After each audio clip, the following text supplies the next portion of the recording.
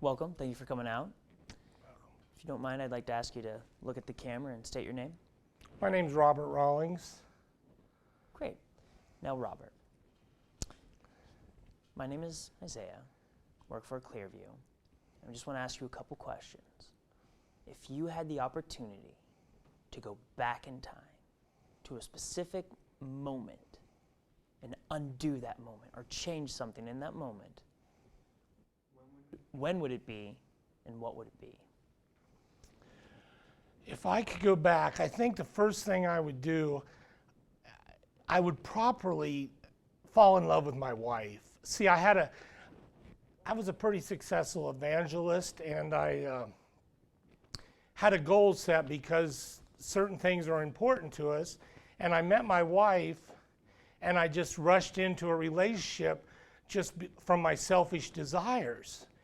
And then I wanted to marry her, but I didn't ask her. I just took for granted that we would be together forever. The commitment was there, and so that hurt. And then our relationship, even after we got married, was based on kind of fear and resentment instead of like trust and commitment. And so I sat here today, I'm here 20 years later after my marriage, and I'm where I should have been at the beginning. So I've missed out on so much with my family, and I see the damage I've done to my family, and I would really like to fix that. So you're still married? Yes. Okay. My wife, though, because of my commitment to the ministry and what I wanted to do and my success, what I thought I wanted in life, she had a mental breakdown, and my kids was suffered because of it. And so there's other people in the church that look to me because I was the one that's supposed to have the answers, and I did it wrong. And I can see this ripple effect of all these people that I've hurt in 20 years, that I've ruined their lives basically of marriage and what it should have been and how to take your time and love. And I just blew it. You said that you spent the early years of your relationship living in fear and resentment. Fear and resentment of?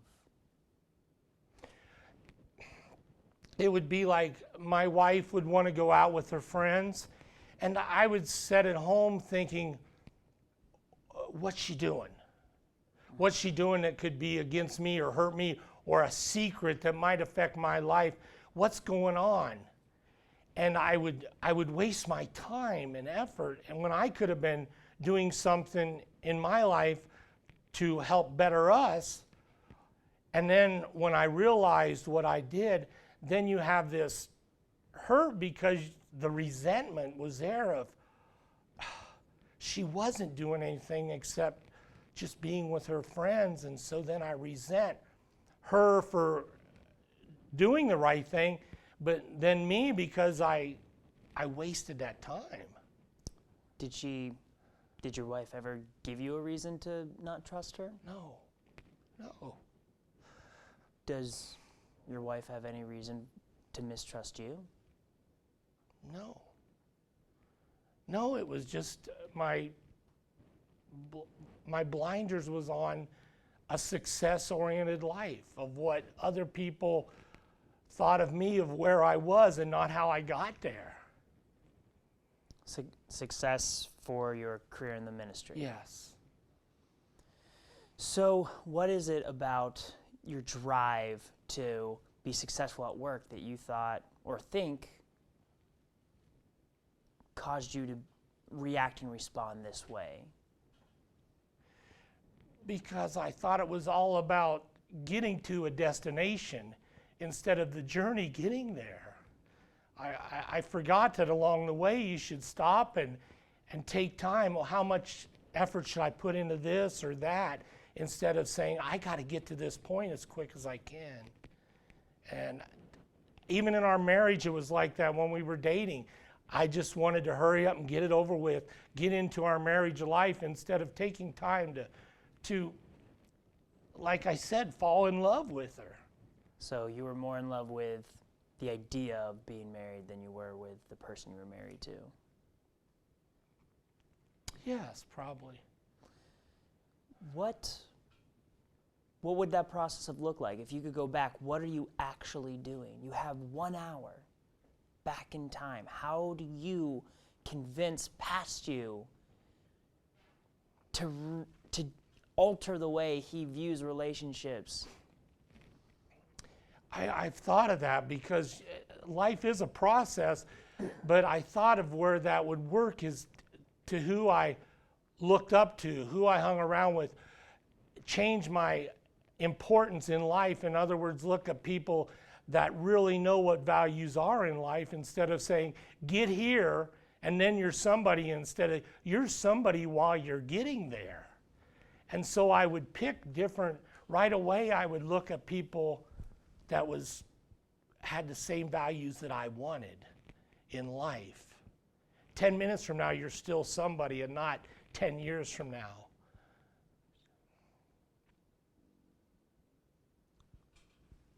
So let's walk through your hour back in time. The moment you go back to, when is it? What I would do first? Well, just when is it? What's the specific moment? Where are you? What's going on? Before you interact with it. Before I even get there, I think it would be probably the Sunday night that I met my wife in church. And I think what would happen was, instead of looking at that, boy, I would really like to marry her, I would stop there, because I thought that's what made you somebody, was having someone that loves you instead of loving somebody. And so I think the first moment would be when I looked at her, say, I want to get to know her. I want her to get to know me and love me for who I am, and I want to get to know her and love her for who she is. So I think it would start there on that Sunday night that we first met. So just what this process looks like, if you go back in time, you are sent back, and you have an hour window to interact with anyone or thing within that hour, and then we have to bring you back.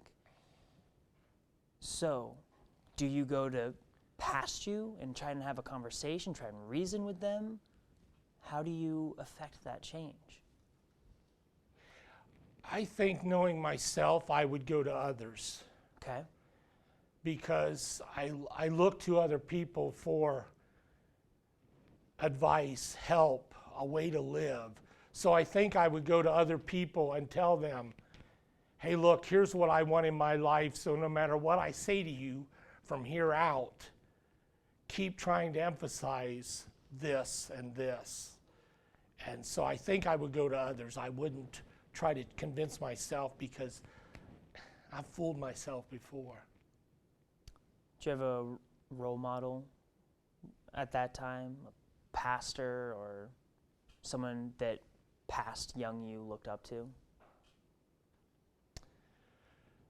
Ones that I did, even though that they might not have been the right ones? Is that what you're asking? Or ones that I should have? Like, who would you go to and trust with this knowledge of, there's this guy, young Robert, he's about to meet someone, he's going to need you to help him find himself before he finds a relationship? I think I would go to some of my friends who were married, that are happy and know what they went through to get there. It wasn't just happy all the time because that's how life is. It was happy because I was pleasing her, and then she was happy because she was pleasing me and helping do things. But I think our minister, probably in a young church, the small church that I was at, would be one, instead of saying, the bigger you are, the more successful you are, which I realize now that's false. Because that was the message you learned from the I've minister? been there. Of Of what? That over the years, just because you're big doesn't mean you've made a success in life. At that moment, it's what you did along the way. Who have you hurt? Who have you walked on? Who have you, like my wife, who have you ignored? I mean, it was my wife, and I ignored her because I had my eyes set on, if we get there, it'll be okay. But that's a lie. It's not okay. And I want it to be fixed. I want to give that message out to people in that hour. It's not where you go. It's how you get there, who you see, who you help, the friends you make.